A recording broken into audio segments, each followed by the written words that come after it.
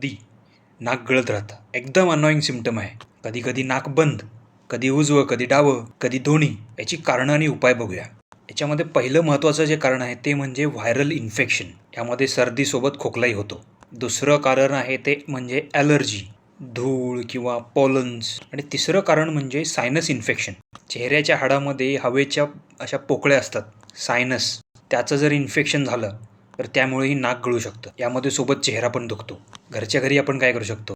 पहिला उपाय म्हणजे पाण्याची वाफ घेणं, पण उकळत्या पाण्यापासून सावधान, कारण त्याची इंजुरी होऊ शकते सांडलं तर. दुसरा घरच्या घरी उपाय म्हणजे सलाईनचे नेझल स्प्रेज तुम्हाला मेडिकलमध्ये मिळतील. यामुळं नाक मोकळं होतं. तिसरा घरगुती उपाय म्हणजे पाणी पिणे, हायड्रेशन आणि विश्रांती. हे साधे उपाय जर काम करत नसतील तर मग कदाचित तुम्हाला ॲलर्जी असू शकते. त्याची ट्रीटमेंट तुम्हाला डॉक्टरांना भेटून घ्यावी लागेल.